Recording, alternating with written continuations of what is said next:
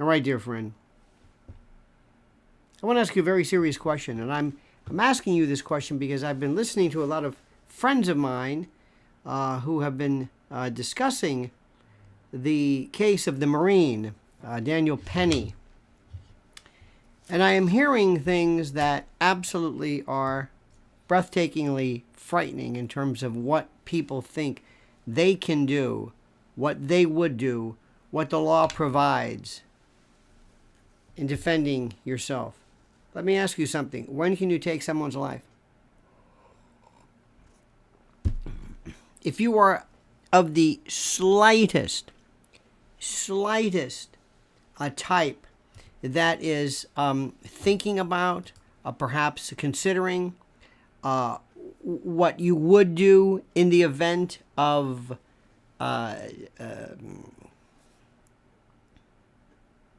hurting someone, shooting someone, being out in public, defending someone, standing up for someone, becoming the next Daniel Penny. What is the law? Have you thought about this? Have you gone through this in your own mind? What you would do, what you can do? Chances are, no, you haven't. You have absolutely not. There is a wonderful proliferation of people right now who are talking about a lot about martial arts and things like that, and that's wonderful. It's wonderful. It's great. What is it that you think you're going to do? What is it that you think? I was watching something. Who was it? I guess it was Joe Rogan, and Joe Rogan was commenting on how skilled Mark Zuckerberg was in judo and this stuff, and it's wonderful. What would you do? Let me give you an example. Let's assume whether you're in New York or not, you're in a subway.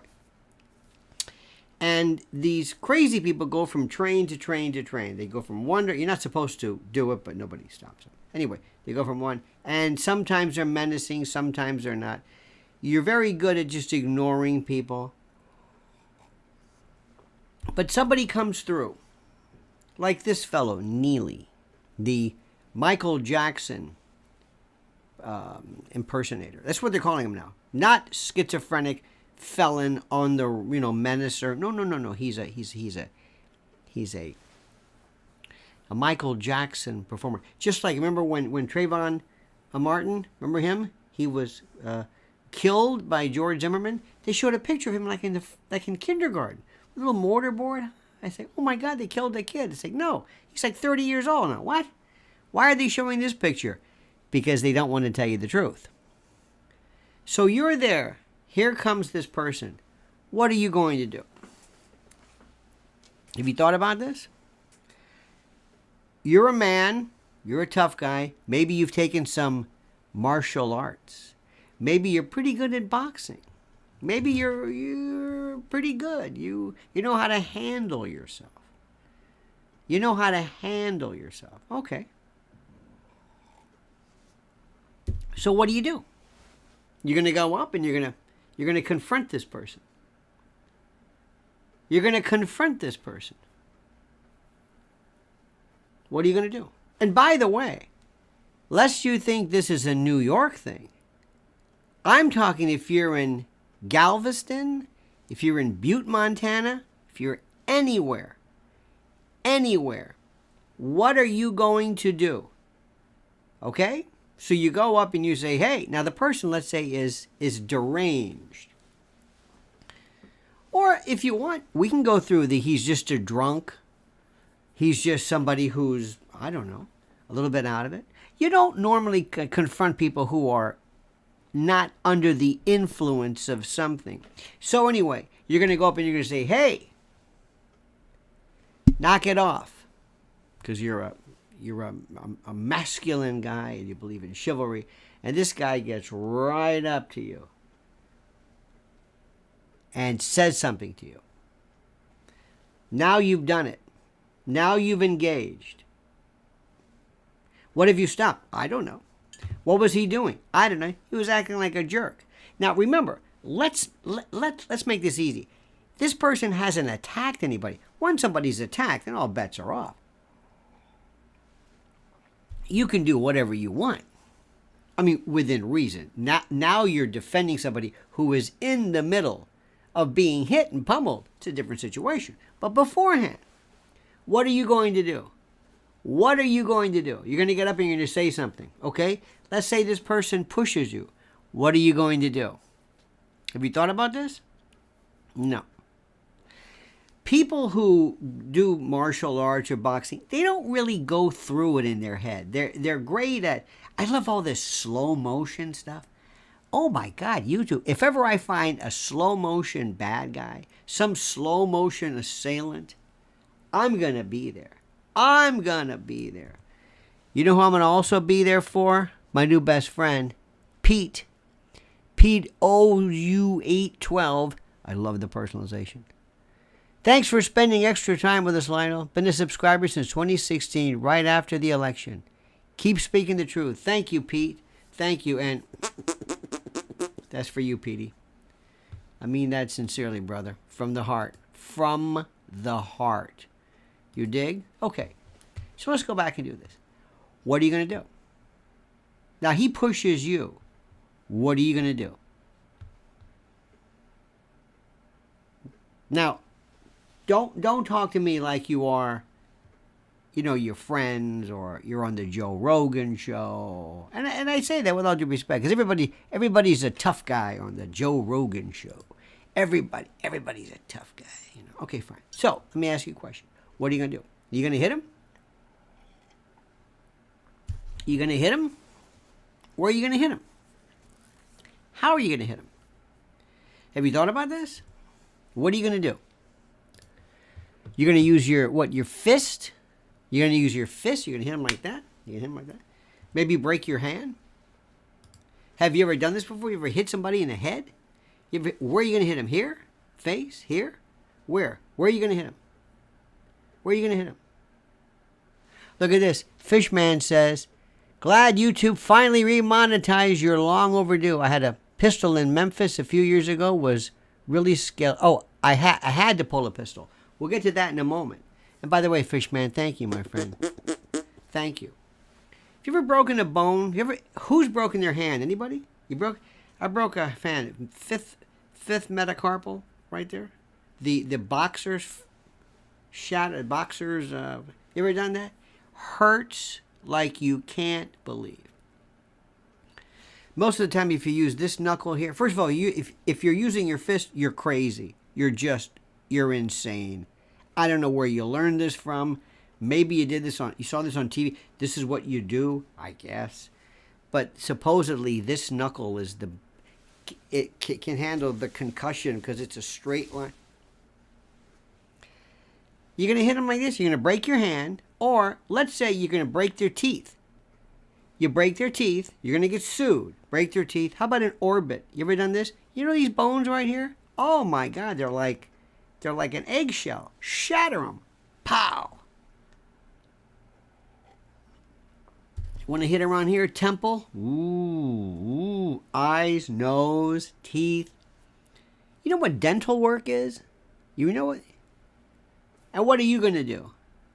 Do you think you're going to get off? Do you think somebody's going to come and say, no, wait a minute, hold on, I was here.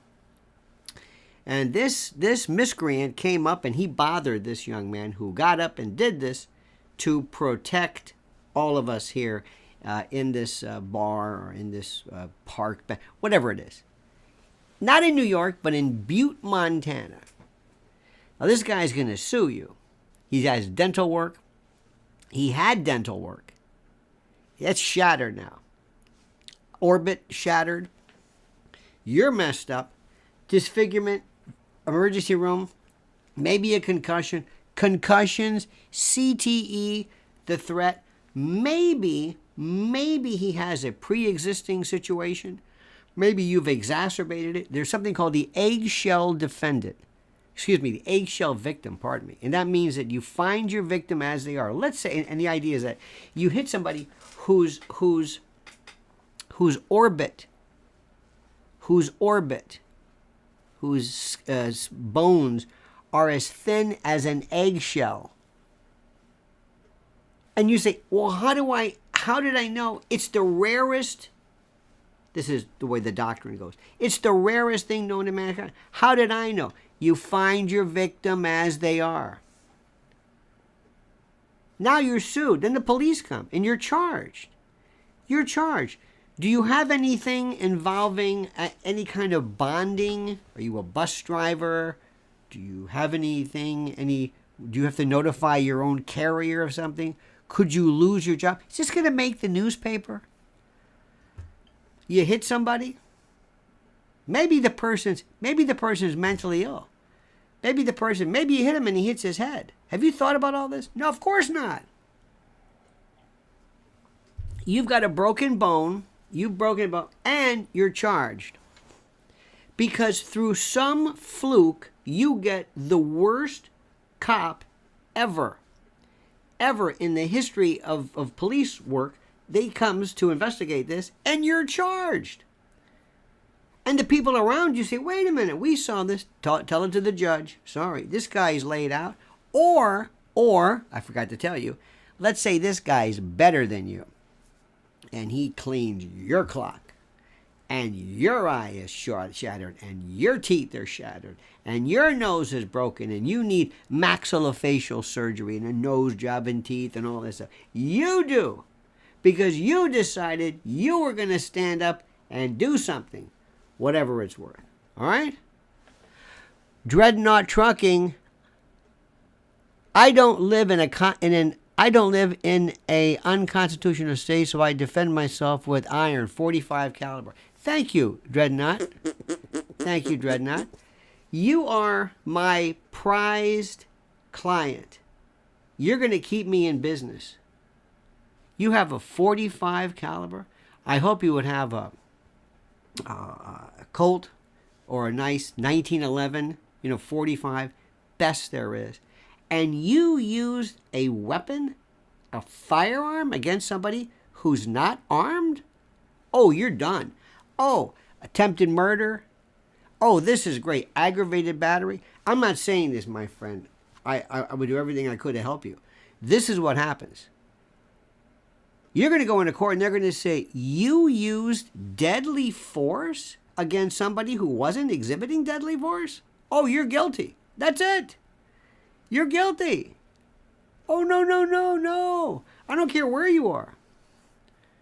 And you can say, well, stand your ground and all that stuff. You were in a bar, somebody came up, let's say, and somebody was acting like a fool, and you pulled a gun out and either threatened him. He was just acting like it. You can't do that. I don't care where you are. Now, there is something that is happening regarding stand your ground states. A stand your ground, let me explain how that works. This is a good idea. It's interesting but problems. You have a duty to retreat in virtually every jurisdiction. When somebody comes up and bothers you, you have to leave. You have a duty to retreat before you get involved in anything. This isn't Marshall Dillonville. This isn't Dodge City. You don't stand there and fight. You're supposed to leave. You're supposed to walk away, which makes a lot of sense in some respects. 1911 is one of them. I'm also backed by the USCCA. I came late, so I didn't hear the unarmed part. United States, I don't know what the what is the USCCA? What is that? USCCA is the U.S. Concealed Carry Association. Well, that's good. That's an excellent thing. And by the way, let me just say something right now. It says avoiding danger, members. Let me see, what are we? Membership training. About us. About the USCCA. Since the launch of our flagship publication, Concealed Carry Magazine in 2003, the goal of the USCCA has been to provide resources that are easy to find and easier to use for anyone who wants to stay safe and avoid danger. Today, our community, I'm all for this. Wonderful, wonderful. Make sure you know everything about this. I am 150%, whatever that means, in favor of this thing called the Second Amendment, the Heller decision, and my favorite, a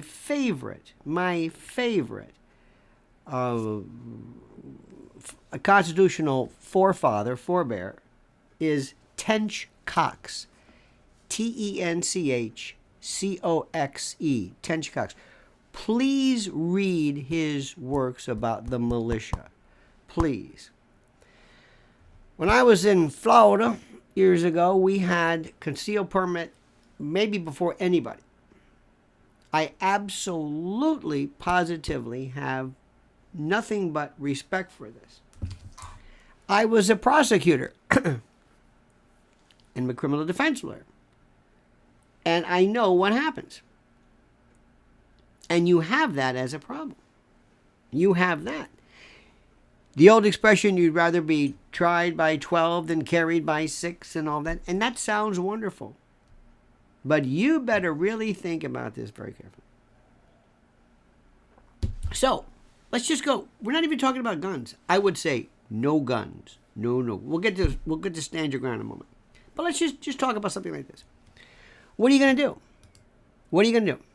Now, you're going to get involved with somebody, and let's say you're going to say, no, I'm going to stand up and I'm going to approach this person. And many people say, because I'm good, I'm good with my hands, okay. Does this person have any needles on him? Is he carrying any weapon or anything on him? Any knife or gun or whatever? Do you know anything about him? What if he bites you? Hepatitis? Oh yeah. Human bites, the worst. The worst. They are the worst of the worst of the worst. Born to raise hogs. Thank you, my friend. Excellent. Thank you so much. R. Heath. USCCA is insurance, which everyone needs if they carry. That's very good. I think you need. I want you not to need the insurance, but that's wonderful. Dreadnought says they also provide legal counsel and $2 million in damages if you are sued in civil court. That is excellent. Make sure you know the confines of your policy, and make sure you don't do something where you pull a Yosemite Sam and start, that sort of thing. Listen, I'm telling you right now, that is so smart. But before you do this, let's think about this. Let's talk about it. So here's my thing. My rule is I don't get into fights with anybody. I don't interject. I don't involve myself unless somebody's going to get hurt. But sometimes these things have a way of just kind of going away. And sometimes when people just look the other way, these crazy people will kind of just go through. Now, why this Marine, Mr. Penny, decided I'm going to get him in a carotid restraint versus a chokehold, I don't know. Invariably, they're going to say that the amount, because he's charged, by the way, do you know all of your distinctions, all of your murder, second degree, depending upon what you say, murder, second degree, depraved indifference. Mr. Penny is charged with manslaughter, second-degree manslaughter, which is basically reckless homicide. Homicide, he killed somebody. Homicide is when you take the life of a human being, and it's reckless. That's what they're saying. So anyway, I'll get to that too. There's a lot. I don't want to get ahead of myself. Rule number 1. Here's a rule: we don't get involved. Keep an eye on things, but if somebody's there making a fool, you don't get involved. And you never pull a gun, because nobody's using a gun, and you are absolutely positively, by the way, you can have all of the insurance you want, but that doesn't mean you're not going to be charged or prosecuted. And depending upon the state, if you're charged with, let's say, something akin to aggravated battery, aggravated assault, where either you cause great bodily harm, disfigurement, use a deadly weapon, or if you use a firearm, in some states there's a 3-year minimum mandatory. And you could say, but I didn't do anything wrong. Well, yeah, you did. So all I'm saying is make sure you think this. Make sure I have this. I had my weapon of choice, my sidearm, was a Beretta 380. I loved it. I felt very, very competent with it. I always knew the rules. When you have a carry permit, you, for example, cannot go to bars, depending upon your state, or go to restaurants where X amount of the business is for booze versus liquor, and who the heck knows this? Athletic events, churches. Read your statute. Read it, read it, read it, read it, read it. Okay?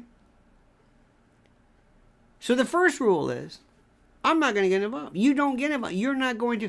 There are people I know, and God bless them, there are people who are born with brawn and size and tough, and they are the first ones to get hurt, very seriously hurt. These are crazy people out here in the world, and for you to involve yourself, to risk your home, your hearth, your family, and by the way, God bless those organizations that help you, but that doesn't mean you're not going to be sued. You're not going to have sleepless nights. You're not going to go through depositions. You're not, and God forbid, there is something about your particular case where somebody can make a claim or a case about it. You involve yourself with somebody who's mentally ill, handicapped, somebody who claims some kind of racial something. During the course of this, people hear you say stuff you didn't say. I'm just telling you, remember, you wanted this. I hate to use that Jack Reacher line, but you went from private citizen to being involved. Now remember, if somebody comes at you, it's a different story. We'll talk about that. I'm talking about this first case of involving yourself to help somebody else. Be very careful. Be very, very, very, very, very, very, very careful. Very careful. People sometimes, by virtue of, and we've always enjoyed these people who have loved to, who are boxers. I know this guy.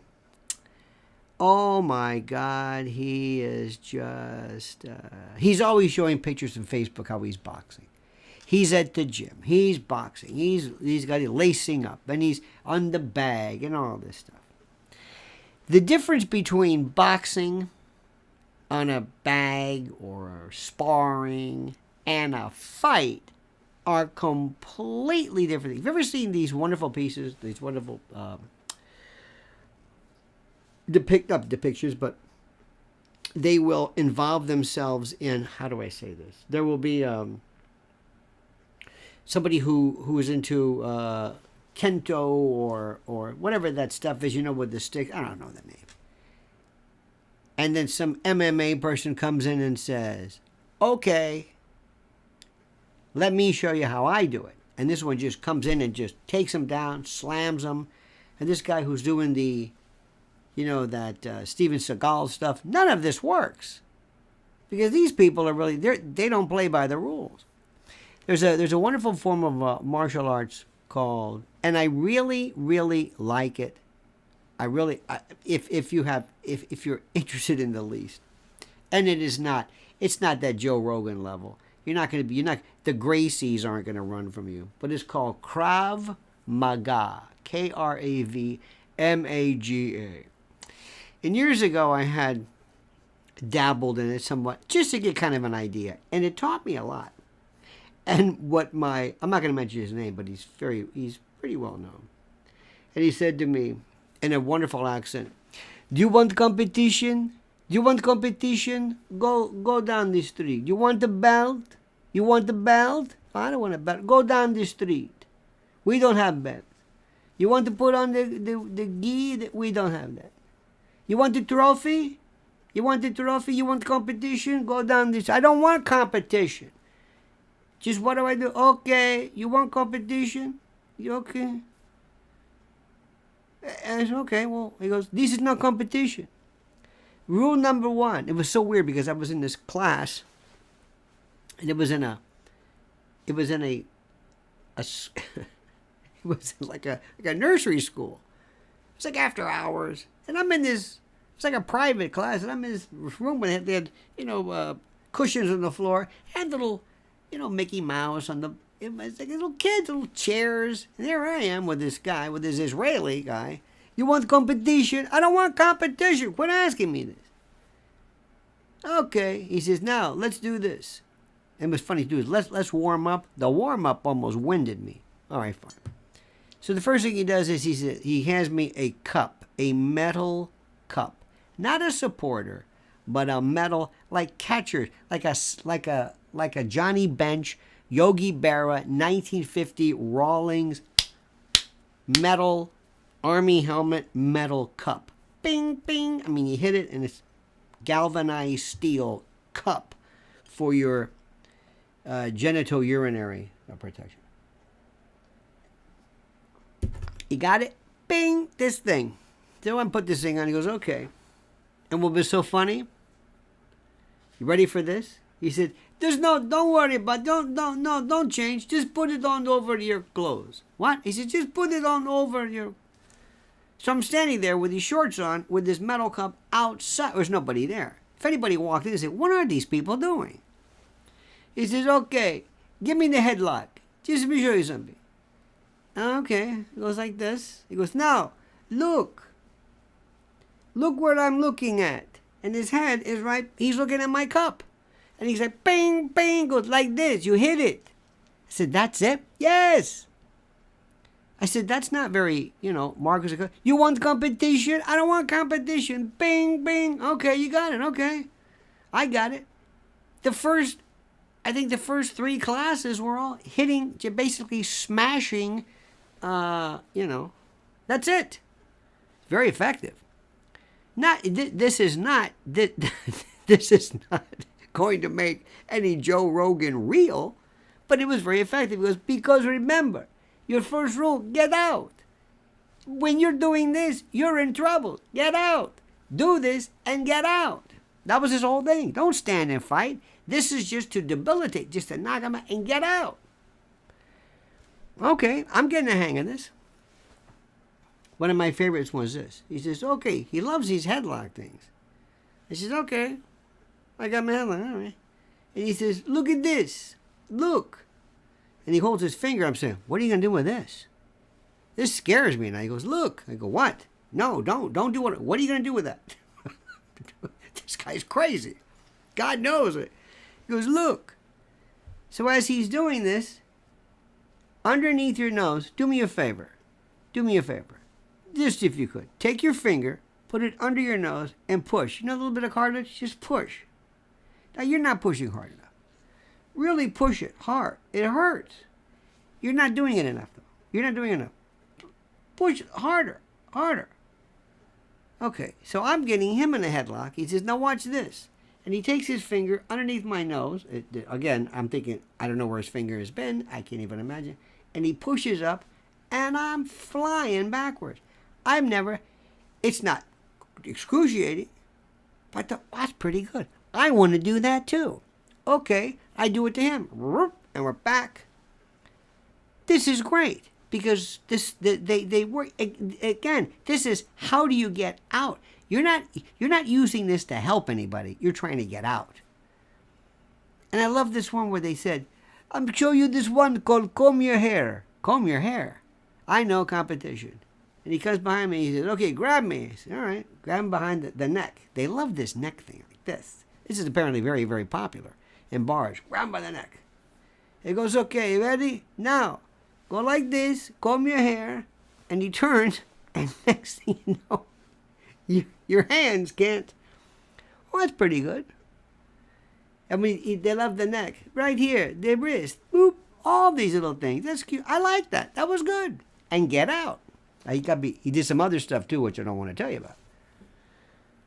Now, that's the kind of stuff I like. This other stuff, you could forget it. A referee. He says, "There's no competition." I know the competition. He says, "Remember the rule of biting." I said, "Biting?"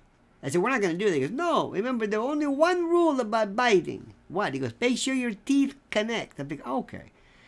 This is serious. So what happened was, Krav Maga, the story is, and I'm not an expert in this, but it was developed in Israel before the Haganah or whatever, when the people in the kibbutz, all they had their weapons were taken. All they had was like stuff that they had to come up with, and there was the fellow, the originator of this, figured every permutation of attack: front, side, back, close, far away. He goes, there's no such thing as far away. If you're far away, leave. Okay, I got it. And I like that. No confrontation. You're not confronting anybody. This means, unless this is getting away. It's very wise. And that's one thing we have to understand. When you look at the animals of the wild that could just destroy you, they're afraid of you. They don't want to bother you. They look at you and they say, I can take this guy. But that's not the way they think. They're non-confrontational.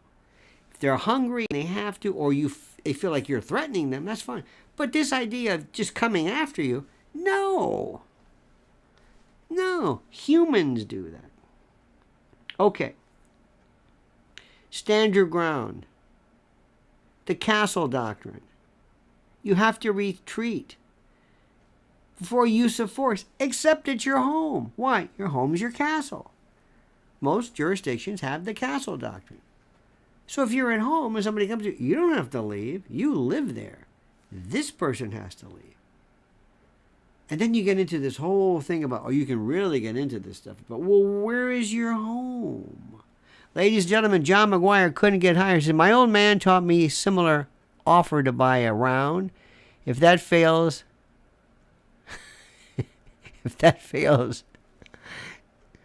nuts or kidneys and run. I like that. Very good. Thank you very much. There's something to be said for that. It doesn't seem like it's very,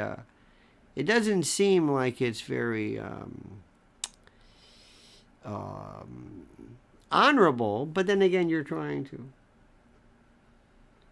There's one thing that is just so, for young ladies in particular. You see, the thing, and I don't want to get into it, but what this gentleman taught me, which was, he says, always have in the back of your mind, you have remember, if you're at the point, you're not going to be in there kind of playing around with somebody. If you have to get out, and you have to, worry about the consequences later, but you've got to get out. And you can't be silly. You can't take beer mugs and gouge people. But, no. And the thing is that most people are caught off guard. They're shocked. I can't believe this is happening. As opposed to, I know what to do. I'm going to get away. No problem. I know what to do. And if you can't get away, then you're in a different posture. So what are you going to do? You're going to, and again, people have this idea because of watching TV. They look at people and they want to hit them in the face. It's like, what is this? That's what I saw on TV. Remember that noise they make on TV? What is that noise? Who came up with that noise? Never heard that. Never heard it. I don't understand. And men too, in particular, they have this thing. We talk a lot about gender, and it's in the news. And you always have to ask yourself, what is a man? What is a manly man? I have never, ever understood. Belligerent, fighting people? You're fighting people? What are you fighting them? Outsmart them. What are you doing? Now again, remember, if something happens and you're going to defend yourself or your family. So anyway, going back to this, the castle doctrine says you do not have to leave your castle.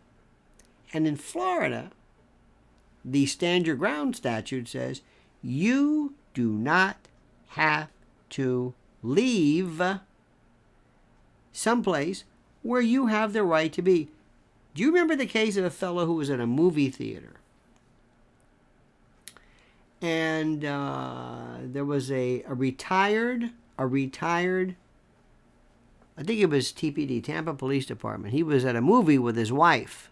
during the day, matinee, and he ran into this guy. He was retired. I think he had either had a carry permit or he could carry because he was a retired cop. In any event, and he was an ex-SWAT instructor. So something happens. Forgive me if I don't know exactly the facts. But there was somebody in front of him who was looking at his watch or his phone, and the light from the phone was bothering him. And this guy, they get into words. Somebody says something. This guy's an older man. This fellow was there, I think, with his wife. He wouldn't get off the phone. Words were exchanged. And during the course of this older man, retired, pulls out a gun and shoots him, kills him. And my friend defended him. They were successful. And it was a very, very, very, very contentious case. He was acquitted. Cost the man everything. And the problem and the people bothering him and the calling him up and the oh my God, it was, you shot somebody in a movie theater? Wait a minute. What? The thing that we felt, I don't know about you, I can't speak, but when we were, prosecutors, criminal defense, a lot of bad people there. Sometimes you're working late, sometimes you're going to places, There were times when I absolutely, if I even thought I'm approaching a group of people that might be kind of rather obstreperous, I stayed away from it because of the enormous responsibility of what I have. I don't want there to be any problem whatsoever. Now, what happens when you're at home? This is what people have to go through. And God bless you if you avail yourself of a Second Amendment right, not a privilege, but a right. You have a Second Amendment right. In the Heller case, it said it's a right to, and it's not just to have a weapon or a firearm to form a militia. But what do you do at home? This is when I go crazy. Do you clearly know what you're going to do? Do you know what you're going to do? And the rule is, if somebody is in your house, I think now, is that clearly? I think most juries will probably say, well, somebody was in their house. Let me tell you what happened to me one day. We have friends of ours, they live in a townhouse. A townhouse that looks identical to the other townhouse. In fact, the whole place looks like the same townhouse, just next to each other. I don't know the numbers. I don't know. They're all the same. So I went to the car, to the Yugo, to stretch. And I walked back, and so help me God, I walked in, doors open, and I looked down and I said, I don't remember there being all these tennis shoes here. This is weird. And I'm just thinking, because I'm not thinking, I'm in the wrong place. I thought to myself, I don't remember there being tennis shoes here. This is how brilliant I am. And all of a sudden I hear the guy say, can I help you? I said, I'm sorry, my mistake. Now I'm in his home. What if he'd have shot me? Now think about this. During the day, 3 p.m., daylight, his door is open. Why people have their doors open, I have no idea. And I walked in. What if he shot me? What if he killed me? Good luck with that one. Good luck. You don't think there's any liability on his part? Come on. You don't think so? You don't think somebody's going to say, well, we're going to settle something? That's a little 3 o'clock in the afternoon. People are outside, kids are playing, and this guy, and you think you're being what, home invasion? I mean, maybe. I don't know. And then people, this is my favorite. I've got another friend. In fact, it's the same people. He's telling me, well, I'm going to get a weapon. Ooh, I don't know about that. Well, I don't know what I should do. Should I get a shotgun? I said, a shotgun? A shotgun? Yes. Well, let me ask you a question. Where would you keep this weapon? Where would you keep it? You got to be able to get to it, right? If you hear a noise, where would you keep it? Please don't tell me next to the bed. Please. That's the first place people look. Now, there are some, if you've ever seen the concealment, oh, they've got, have you seen, I'm sure you have, in bed frames where it looks like there's I don't know, like a bookshelf behind you, and all of a sudden you just pull this thing out, and there's your stuff. You could never tell it was a place for you to store weapons. Is it long barrel? You're gonna rack a what? You sure about that? Or do you have anybody next door? Do you have kids? If you have kids, you better be careful. There is no excuse for that one. Where do you keep it? Next to your bed? You're gonna have one of those cigar. It looks like a humidor where you punch the 3 codes. Is that it? You're gonna get that up? And when the bad guy comes in and tells you, you wake up with a gun to your head and he says, "Here, open that box up. Open it." What are you gonna do? This guy didn't know what the hell he was talking about. Well, I'm learning how to clean it. Learning how to clean it? Have you fired one? Do you know what the noise is? You might drop it. You might just be so freaked out. Boom! People inside a car? People who think they can... what are you talking about? You've just elected to do something that could ruin not only your life, but this is serious. No, don't do this. Don't. You've got to be proficient. You've got to have it worked out. You've got to know specifically, when are we going to do this? What are we going to do? What are you going to do? Stand there and start warning, hey, anybody out there? You're going to start talking to people? You sure about this? And then when it happens, you think they're going to just let you go? They're going to say, well, that's the way it goes. Well, that was a clean one. Not necessarily. So all I'm saying, and then one time, I'll never forget, a woman showed me, she had a semi-automatic. I know people always say automatic.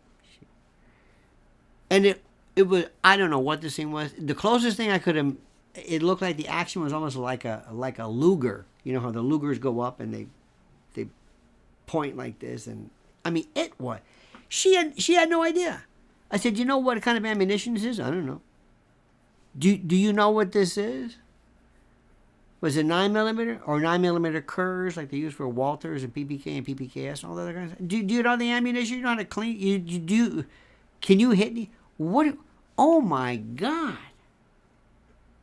I've never seen anything like this. I've never seen anything like this. And the question I want to ask this young man, and here's his question, Mr. Penny, why did you hold on to him so long? You had people surrounding him. Once he went limp or seemed to be limp, let him go. Everybody does that. This could very well put you into the reckless category. Now, you know what I would do. What I would do if I represented Mr. Penny.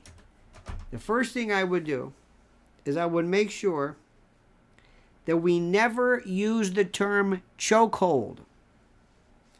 Never. It is not a chokehold. It is called a carotid restraint or a headlock. Not a chokehold. And I would read the following. This is from a Department of Justice memorandum, and it would read as follows. Listen to... I want to read this to you. I want to read this thing to you. Okay, this is from the Department of Justice. Listen carefully. Chokeholds apply pressure to the throat or the windpipe, right here, and restrict an individual's ability to breathe. The carotid restraint technique restricts blood flow to the brain, causing temporary unconsciousness. That's from the Department of Justice. That's their words, not mine. I would make sure that we say we do not use the word choke. This is not a chokehold. There's no chokehold. Don't call this choke. It's a rear naked choke. Don't say that. I'll never forget one night, Michael Baden was on with Sean Hannity. And I said, hey, Baden's going to be. I said, oh, let me see this. So I hadn't seen Hannity's show in forever. And he was talking about the Jeffrey Epstein case. And Baden, who was the premier forensic pathologist, he's talking about the use of the carotid restraint, the sleeper and all that stuff. And Sean was trying to regale him with his knowledge of, well, I know a rear naked choke. Well, that's good, Sean. Yeah, because I guess he was taking MMA. This is the man who wears a CIA, lapel pin. And he's an expert. Baden has done like 10,000, 40,000 autopsies. I don't even know. And Sean is telling him, I know about this. I thank you very much. It's a rear naked choke. Well, don't call it a choke. It's not a choke. It's not a choke. Nobody's doing that. Nobody's gasping for air. So the first thing I'm going to do is say, you're not going to call it a choke. And anybody who calls it a choke, it's a mistrial. Next, I would have every expert I could to say how this particular carotid restraint is one of the most humane and the wisest and the safest and the smartest means by which to subdue someone. Now, Mr. Penny's a Marine. Is this something that is used on the battlefield? Is this used in hand-to-hand combat? Absolutely not. Why? Marines are taught how to kill people. This doesn't kill people. We're not going to put ISIS in a carotid restraint. No. They would go for a chokehold. They would want to do this. This is not a death hold. This is not used. It's to subdue when you're trying to maintain the life of someone. And I would have another person come in and another person come in. What do you do? Well, I'd have emergency room physician. I'd even call Joe Rogan. Joe, can you demonstrate this? Sure. Have you ever had one put on you? Sure. Joe, would you allow anybody to put something on you that could kill you? No. Of course, you didn't have it on for 3 minutes, but anyway. So I would completely remove from that jury's idea, any idea that this was reckless, that this was smart, this was wise. Would you prefer that they pummel this man? Was that it? You want to do that? How about a chest compression? Did you ever hear of Burking? Anybody ever hear of that? You know what Burking is? Burking is when you sit on somebody. And it used to be the sign for the word Burke, okay, from in the days when medical schools needed cadavers, they would pay people to go out and get cadavers. And one of the easiest ways they could do it, they would basically sit on people and compress them. And you would see a button that would be compressed in their chest, which indicated somebody sat on them. That's called Burking. So, that'll kill you. And I would have that jury immediately say, I didn't know anything. I didn't think, that's not reckless at all. Hey, things happen. And I would also say, and by the way, let this be a lesson to you. Hi, I wish somebody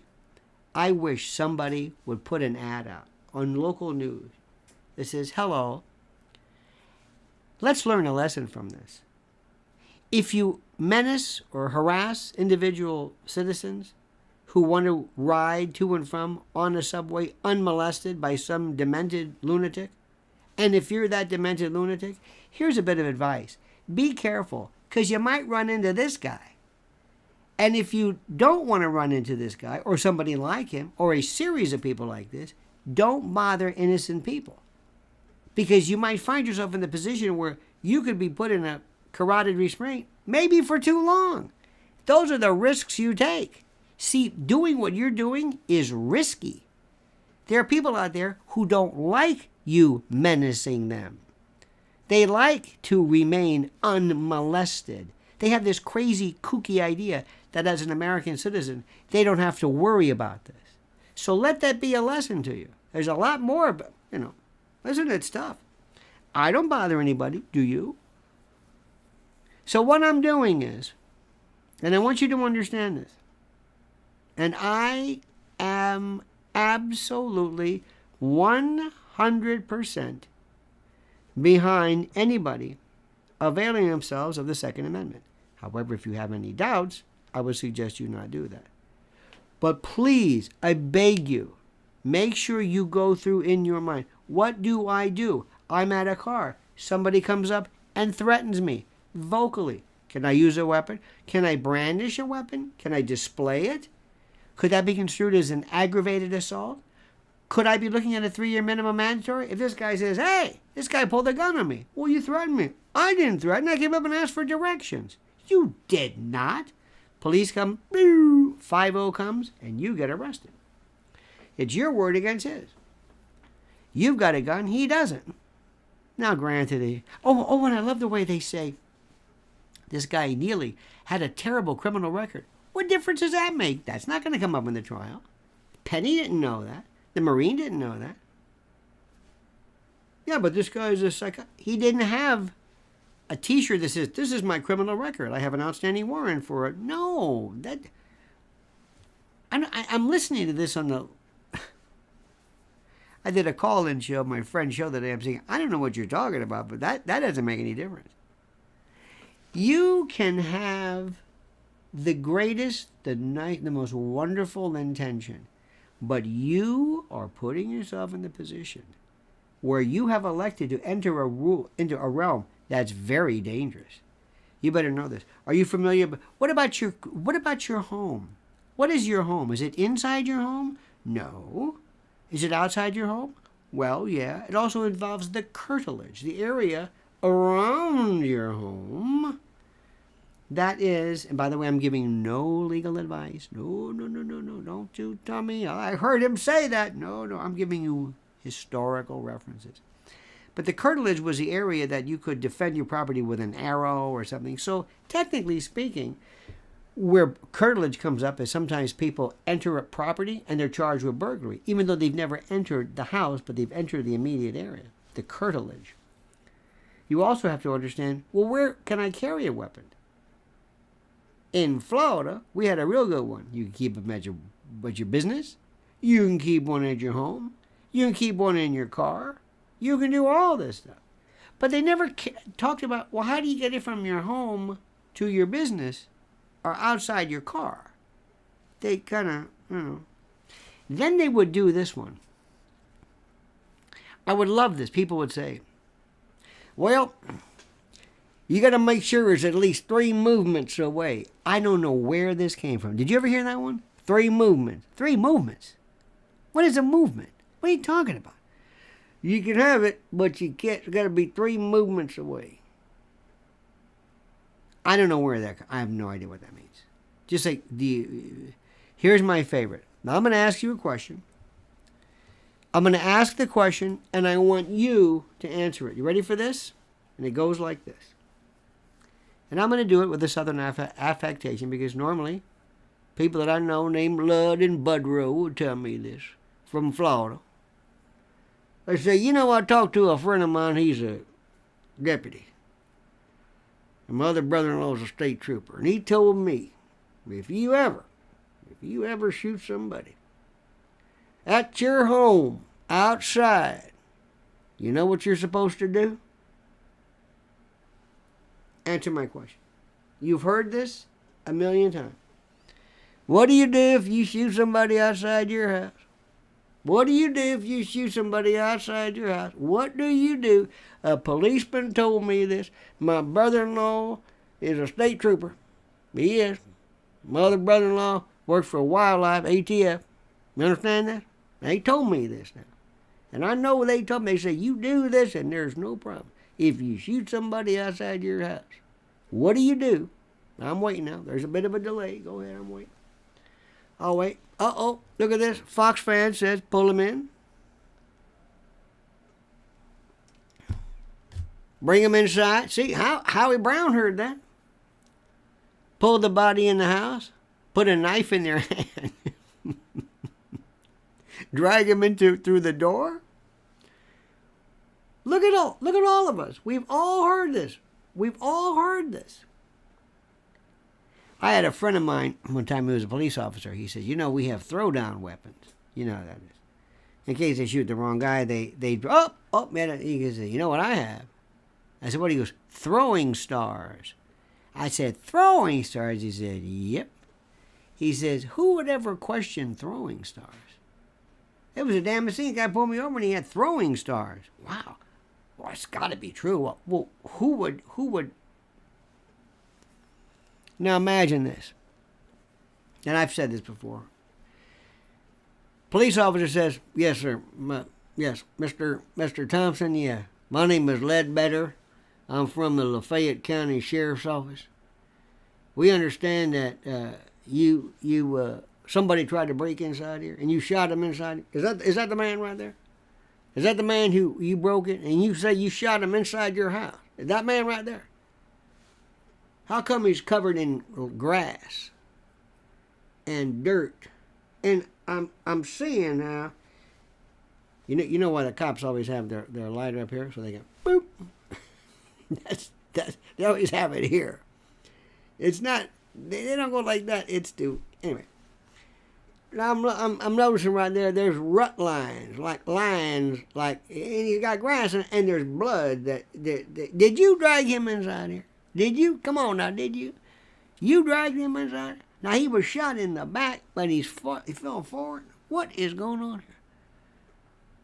Now I noticed that there's no damage to the door. Did he walk in here? Did he have a key? Did you hear Did somebody tell you to drag him inside? You can tell me. Did you have a brother-in-law or something who worked for the sheriff's office who told you that? You dragged him in here, didn't you? He was outside, right? You know that. I mean, I'm not stupid. You know we're pretty good at this forensic stuff, and we are not going to do that. We're not going. That dog don't hunt. You understand? You know what I mean? You know what I mean? Yeah, buddy. I'll tell you what. Now I always said as a joke. I'm not serious. The best thing to do would be for you to just not say anything and wait until Deputy Boudreaux comes from the Lafayette County Sheriff's Office. "Yes, Mr. Thompson. Yes, excuse me. I hate to bother you. Did you know there's a dead man in your lot?" "What? There's a dead man in your front yard? You are kidding me. Honey, there's a dead man. Would you get him off there? I don't want my neighbors to see this." That's how rumors get started. "Do you know who did it?" "Did I what? Hell no. What are you insinuating? What am I going to do, shoot somebody on my lawn? I don't even know who he is. Would you just get rid of him?" Thank you. I appreciate that. People say stuff that is the most ridiculous. They just say this stuff. And by the way, I want everybody to understand something too. And everybody, our dear friends who have ever, if you've ever tried to, use a nice weaver grip and you try to hit something, and you just hit a regular target, 25 yards, you would never be ever shooting anything that far. It would be very close. You'd be surprised how hard it is to hit that and how that it doesn't kick. But if you've never done it before, it's like, oh, take your ears off too. Listen how loud this is. Oh yeah. I like when they always say, "Why didn't the police wound him?" Wound him. So let me just leave you with this. And let me just say something to you. Please be careful. Once you have every right in the world to defend yourself, but once you have elected to do that, once you have gone that far, please understand there's no going back. And sometimes they are most accommodating, and sometimes people want to make an example out of you. You get some overzealous prosecutor. You get an Alvin Bragg who wants to hurt you and wants to make an example out of you. And I've seen it far too often. Well, John McGuire couldn't get higher. Thank you so much, my dear friend. You are a gentleman and a scholar. And Dreadnought Trucking LLC, thank you so much, my dear friend. Thank you. And I appreciate you and your organization. Thank you so much. Arhi, thank you as well. USCCA, thank you. Good people. We should talk to those folks. Born to Raise Hogs, thank you, brother or sister. I don't know. Thank you for that. Dreadnought Trucking, thank you so much. Fishman, thank you as well. And Pete Oob12, thank you for your kindness. I appreciate that. Listen, I just want you to be equipped. I just want you to know what's going on. I used to tell people all the time, I don't ever want to talk about this, but drunk driving, oh, I've seen that one before. Oh, no. Do not. That's what Ubers are for. Don't even. Now, can I have if I had a beer, but don't do it. Don't do it. I'm telling you. There's some things that might help you, but I'm not going to tell you what to do. People never think about this. And they just, one day, they just wake up and they don't realize that day, their life forever changes. And let me just say something about DUI. It is a pain in the neck. Anybody ever have those, clients of mine had those little those devices? Those ignition things where you got to blow into this thing. Have you ever seen that? Oh, that's real attractive. Oh, yeah. You're going to love that one. Yeah, you pull into a gas station, turn your car off. Yeah, fill it up with it. Yeah, and then, what are you doing? Nothing. Playing the saxophone. And God forbid you don't hit it just right, and you're leaning over, and you can only have so many times. I mean, it's hard. If people knew that. Here's my question. Why are there parking lots at bars? I don't get it. Anyway. Thank you, my friends. We will see you. You have been terrific. I hope I made you think. It's all I want you to do. I just want you to think. You know what? He made me think. I'm going to think about that. I'm going to think about what am I going to do. Think ahead of time when you have all the time in the world. That's all. Anyway, we'll see you again tomorrow. Same bad time, same bad channel. Make sure you also sign up for Mrs. L's, her own YouTube channel at Lynn's Warriors. It's terrific. I appreciate it. Thank you so much. See you tomorrow at 8 a.m. Same bad time, same bad channel, as we normally say. The monkey's dead. The show's over. Sue ya. Ta-ta.